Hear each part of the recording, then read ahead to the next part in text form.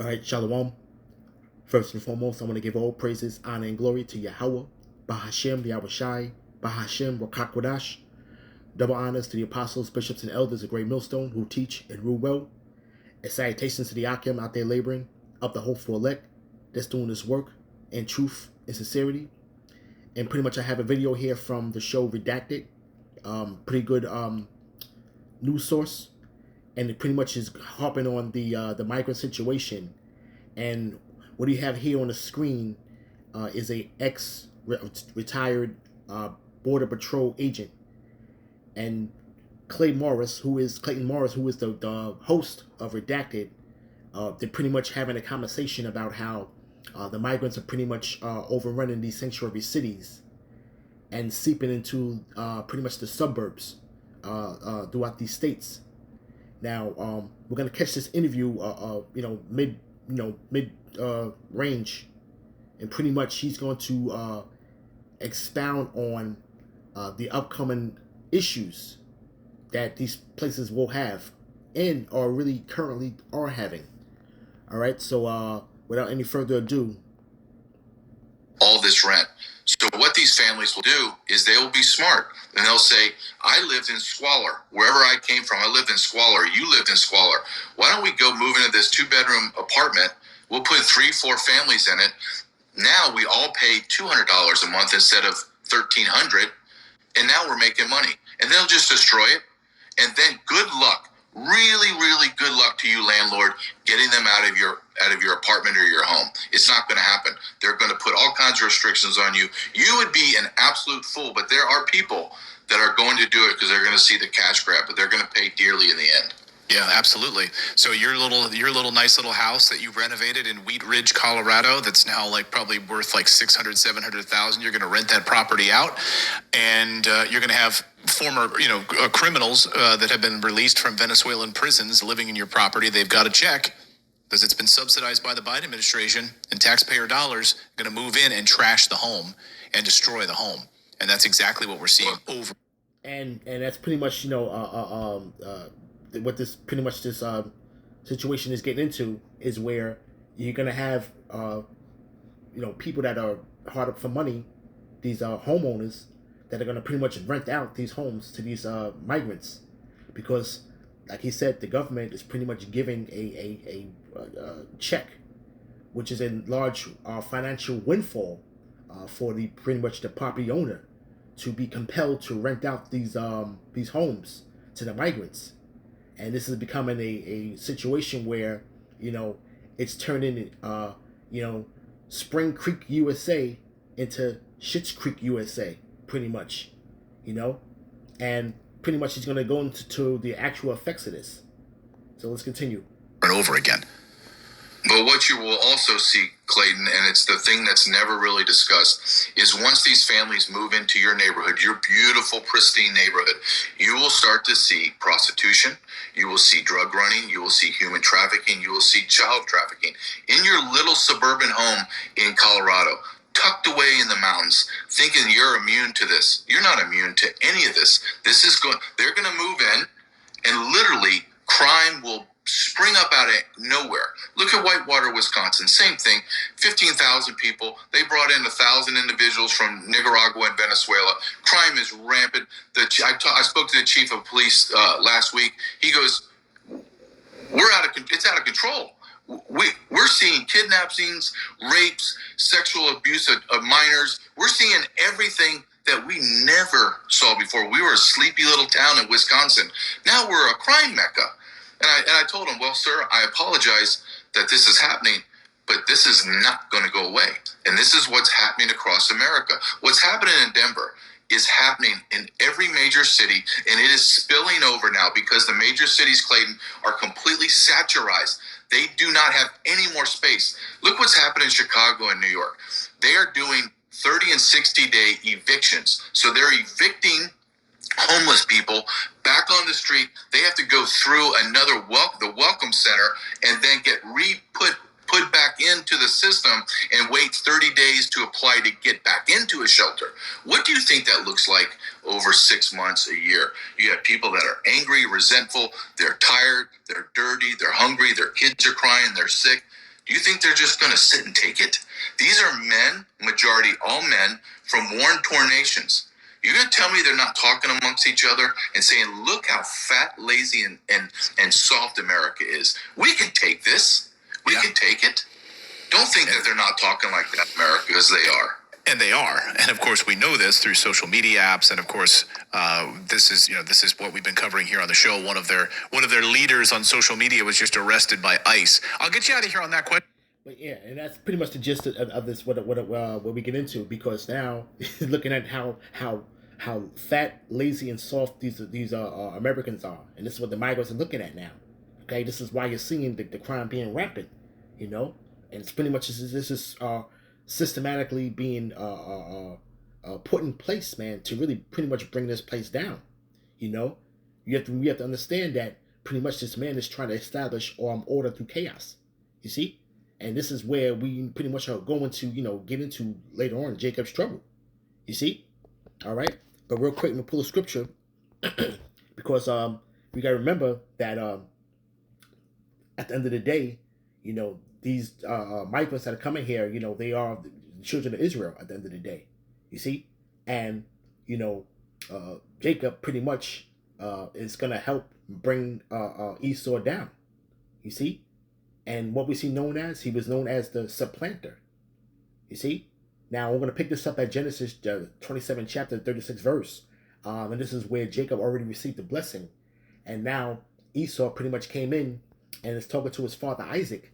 And pretty much Isaac told him that the blessing he already gave to his brother Jacob. So now, Esau's pretty much going to bitch about it. So we'll pick it up here at verse 36. And he said, speaking about Esau, he said, is he not rightly named Jacob? For he hath supplanted me these 2 times, and took away my birthright. And behold, now he hath taken away my blessing. And he said, hast thou not reserved a blessing for me? Okay, and we already know what blessing he had received as pretty much a consolation prize. But we're seeing now, okay, that is pretty much his dwelling within the fatness of the earth, as well as holding the sword. That's pretty much coming to an end now. This place is being uprooted by Jacob at the end of the day. Okay, Jacob is the one who's really coming in and pretty much tearing down the moral fabric of this society. You see. We gotta remember when Rebecca was birthing these 2 nations. Esau came out first, and pretty much Jacob held the heel of Esau, and pretty much the supplanter, pretty much bringing him down. Okay, this is all of the Lord at the end of the day. You see, okay, so the Lord has a situation where E is pretty much not going to be sitting around and think he's going to kick up and enjoy the so-called finer things in life, so to speak. Those days are over with. Okay, and we're seeing it now. Okay, we're seeing it now how, their own people are pretty much, the council has failed them, man. Okay, because they have their own agenda. We're talking about the 1%. The 1% don't care about the 99%, yeah, even if it includes their own people. You see? But we're going to get into that word supplanter. All right? Supplanter. A supplanter takes over or takes the place of someone else, usually on purpose. And this is pretty much the Merriam's Webster Dictionary, right? It says, if usurping thrones is your thing, then maybe you should have a future as a supplanter. A supplanter takes the place of someone or something that was there first. And this is pretty much what you're seeing. Okay? All right? Even in this kingdom, which is going to fall, okay? The little dregs of this kingdom that's pretty much standing, Jacob is pretty much supplanting Esau. Okay? He's supplanting Esau out of his so-called oasis. Okay? His so-called utopia. Let's get into that word usurping. Okay? Pretty much. Just to understand on the word usurping. Usurping is take a position of power or importance illegally all by force. You see? So this is all through the spirit of Yahweh Bashim Yahushai that this is going down at the end of the day, man. Okay? You see? All right? This is pretty much what Jacob is doing at this current time. Okay? Let's get a scripture real quick. Let's go to Hosea. Well, matter of fact, let's hold off on that. Let's go to Isaiah chapter 19, pretty much verse 14.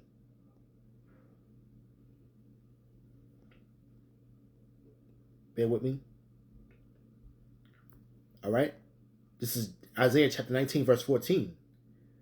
The Lord had mingled a perverse spirit in the midst thereof, and they have caused Egypt to err in every work thereof, as a drunken man staggereth in his vomit, and its places have come perverse. Pretty much the standard of what is supposed to be politically correct is pretty much out of whack. The moral fabric of the society is pretty much breaking down. We got a lawless society, and just so that they're even trying to cause even more chaos when you talk about the state of Illinois, all right, where illegal migrants can legally purchase firearms. So now pretty much that sanctuary city that's within the state of Illinois is Chicago, all right, and gang warfare pretty much is pretty much the standard, all right, in that city. So they pretty much know what they're doing, because you're gonna see these migrants form these gangs and have legally purchased guns. All right. Now this has already been set in place because you already have pretty much authorities from the ATF agents that are pretty much calling up these gun dealers and pretty much letting them know that, listen, illegal migrants can now legally buy firearms. You see? Okay? So, all right, we in for the hell of a ride in this place, man. And it says, neither shall there be any work for Egypt, which the head or tail, branch or rush may do. Okay? You see, and pretty much, man, this place is breaking down, and these people are pretty much reliant on the government at the end of the day. All right? And if they don't get their way, guess what? They're going to take what they want. You see? This is what this is leading into. You see? This is basically what this is leading into. And it says, and in that day shall Egypt be like unto woman, and it shall be afraid and fear because of the shaking of the hand of Yahweh of hosts, which shaketh over it. And this is pretty much the counsel of the Lord. The Lord is pretty much is using Jacob really to bring down Esau's kingdom. You see? Okay? His own counsel is pretty much bringing them down. Okay? The open borders is pretty much, where, they pretty much are coming into the clutches of the devil. You see? But the Lord, his purpose of doing things is always a double-sided thing. You see? All right? You see? From there, but let me finish up here. It says, in the land of Judah shall be a terror unto Egypt. Everyone that maketh mention thereof shall be afraid in himself, because of the counsel of Yahweh of hosts, which he have determined against it. And pretty much, man, this word is going out, man. All right? And we're telling you what it is. You see? All right? And pretty much, Judah, which is the head, they're going to raise the hell as well. You see?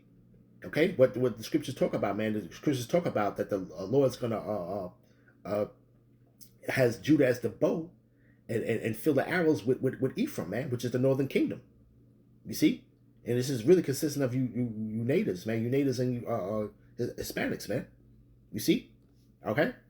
Right? And it says, but that's it. That's the point right there I want to make. You see? All right? But pretty much, this is all the counsel of the Lord, man. And the Lord is pretty much bringing this place down. Even when you go back to the Roman Empire, Okay, when the Roman Empire pretty much was going to its demise, you pretty much had Jake getting up in there. A lot of the emperors, okay, and they pretty much were had positions of power within that society. Just like how you have Jake's pretty much in positions of power here in the forms of government, in its form as the DA. The DAs, a lot of the DAs are Jakes within these cities that are pretty much having lax laws, and it's pretty much giving Jacob leeway. You see, all right, because what happens? They commit a crime, and guess what? It's just like a revolving door, man. They're being let out, okay, back into society, man. You see, so evil sentence has not been pretty much rendered. They're fully set to do evil, man. Okay, according to Ecclesiastes, the 8th chapter. You see, roughly paraphrasing. You see, all right. You see, but we know that this is ultimately a plan to where this is going to lead to the MOTB at the end of the day. Okay, because for them to keep on getting these so-called goodies, all right, from the government, these subsidies, all right, these checks, pretty much, guess what? You're going to have to comply to what we're going to try to impose upon you. Okay, so the devil thinks he's working in one way, but the Lord, through the spirit and power of Yahweh B'Shem Abishai, the Lord is working into another way of bringing this man's counsel to naught. You see, all right. But this is Hosea chapter 9 verse 13. Ephraim pretty much represent the northern kingdom, right? As I saw Tyrus is planted in a pleasant place, but Ephraim shall bring forth his children to the murderer. And it's pretty much what's happening now. And for whatever circumstances that are going on in these other countries, as far as Colombia and Venezuela, there's a lot of man-made turmoil that's going on there, that's forcing these migrants to come here. Okay, because he is pretty much wreaking havoc. He has his hand in all of the unstableness around the earth. He somehow has a hand in that, and he's the one that's causing a lot of these turmoils in these countries, and they're forcing them to come here. You see, so he's pretty much they're bringing forth their children to the murderer, man. Okay, and this is ultimately what he has planned. But guess what? The 1% are pretty much. I mean, the 99% are pretty much in an uproar over this. Okay, because now these sanctuary cities, just like he said, are being oversaturated. Okay, with their resources and don't have really anywhere to put them. So now they're funneling out into the suburbs, man. You see, and we see it. Okay, they're funneling out into the suburbs, man. I got a quick article right here, and this is pretty much well, let me not pull that one up though, because I can't pull it up sideways on here. But it's pretty much now how you're seeing now the outer boroughs of New York are pretty much feeling these situations. These roosters coming home to roost, so to speak. Okay, as far as their land or their houses being invaded by squatters, man. You see? Okay, we're seeing that happening, man. All right. From there, let's go to Jeremiah chapter 30.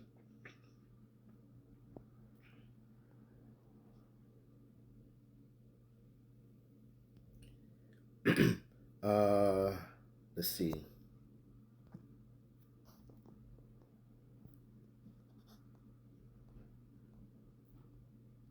Jeremiah chapter 30.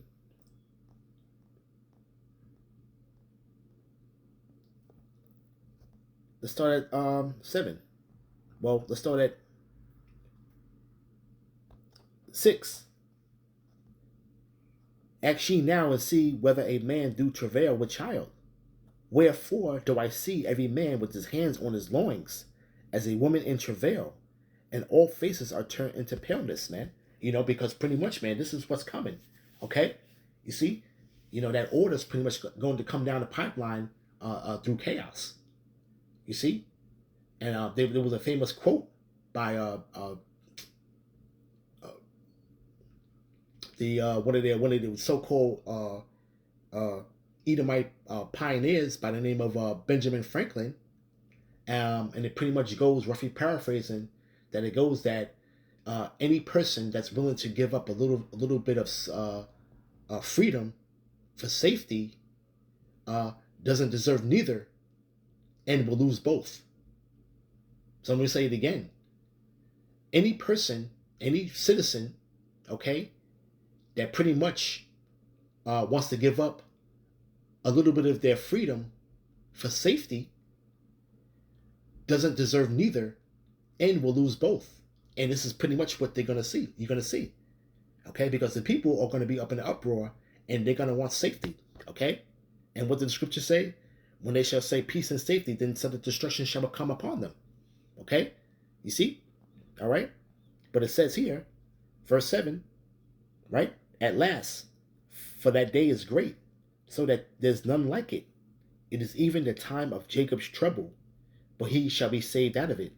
And it's going to get so bad where the Lord's going to actually have to send his archangel to come, all right, and to deliver his people. You see?